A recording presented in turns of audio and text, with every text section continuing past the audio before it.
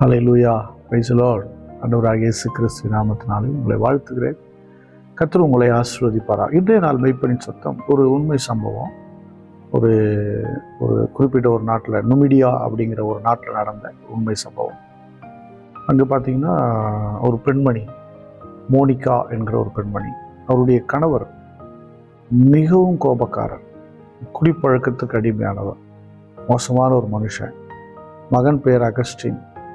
அவன் ஒரு பொறுப்பு இல்லாதவன். ஏன்னா தகப்பனுடைய செயல்கள்லாம் பார்த்து அவனும் பொறுப்பு இல்லாமல் ஆயிட்டான். ஆனால் இந்த அம்மா கண்ணீரோட ஜெபம், எப்பொழுதும் தன்னுடைய மகனுக்காக. வீட்டுக்காரன் எப்படி இருக்கார், மகன் குறித்து ரொம்ப பாரம், மகனுக்காக ஜெபித்து கொண்டே இருப்பார். ஆராதனைக்கு வந்தாலும் மகனுக்காக ஜெபம் பண்ணுவார், தனிப்பட்ட நேரங்களில் ஜெபம் பண்ணிகிட்டே இருப்பார். மகன் கொஞ்ச நாள் போக போக அவன் பொறுப்பு இல்லாமல் பாட்டு போவான், பாட்டு வருவான்.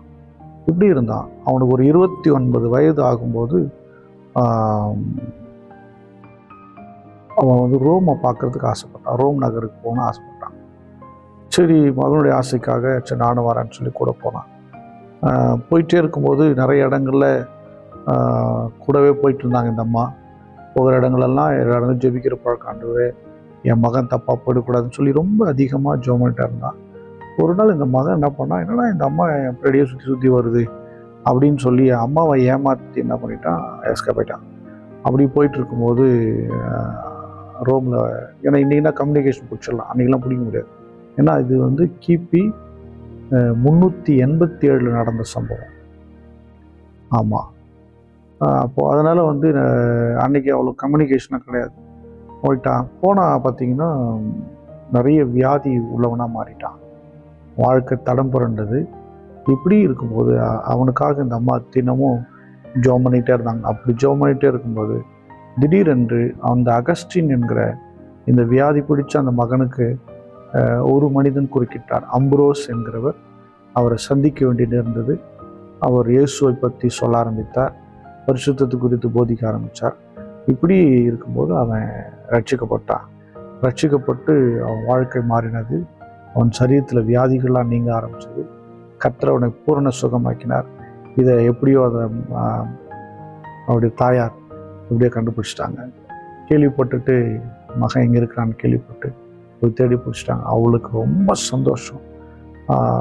அவளுடைய சந்தோஷத்துக்கு அளவே இல்லை. நீங்கள் இப்போ பாருங்கள், ஒரு தாயாருடைய ஜெபம் இந்த மகனுடைய வாழ்க்கையை மிகப்பெரிய மாற்றத்துக்குள் கொண்டு, பல நாட்கள் பல வருடங்கள் அவன் ஊதாரியாக பொறுப்பற்றவனாக வாழ்ந்து கொண்டிருந்தான். இன்றைக்கு அந்த தாயாருடைய ஜெபத்தை கர்த்தர் கேட்டார். அது நிமித்தம் அவன் ரட்சிக்கப்பட்டு கர்த்தருக்குன்னு சாட்சியாய் மகிமையான ஒரு மனிதனாய் மாறிவிட்டான். நம்ம எல்லாரும் ஸ்தோத்திரம் பண்ணுவோம். ஸ்தோத்திரம் ஆண்டவரே. ஆண்டவரே, உங்களுடைய பிள்ளைகளுடைய ஜெபங்களை நீர் கேட்கிறீர். இந்த ஜெபங்களுக்கு நிச்சயம் பதில் வரும். அதற்காக ஸ்தோத்திரம் ஸ்தோத்திரம் ஸ்தோத்திரம். அன்பின் பிதாவே உம்மை ஸ்தோத்திரிக்கிறாங்க. பிதாவே ஸ்தோத்திரம் அப்பா, ஸ்தோத்திரம் ஸ்தோத்திரம். இதே போல எத்தனை குடும்பங்கள் ஆண்டவரே, எத்தனை குடும்பத்தில் கணவன் ரட்சிக்கப்படாமல், பிள்ளைகள் ரட்சிக்கப்படாமல், பொறுப்பு இல்லாமல், சில வீட்டில் பெண் பிள்ளைகள், சில வீட்டில் மனைவிமார்கள் எப்படியோ வாழ்கிறவங்க இருக்கிறாங்க. கண்ணீரோட ஜெபிக்கிற எத்தனை பிள்ளைங்க, பார்த்து கொண்டிருக்க பிள்ளைகள் வாழ்க்கையில் கூட அப்படி இருக்கலாம். கர்த்தர் உங்களுடைய பிள்ளைகளுடைய ஜெபங்களை கேட்டு பதில் கொடுப்பீராக. உங்களுடைய பிள்ளைகளை நீர் ஆண்டவரே தயவாய் ஆண்டவரே காண்பீராக. ஆசீர்வதியும். இந்த கரத்தில் ஒப்பு கொடுக்கிறேன். இயேசு கிறிஸ்துவின் நாமத்தினால் ஜெபிக்கிறேன், ஜீவனுள்ள நல்ல பிதாவே. ஆமென். God bless you. Bye bye.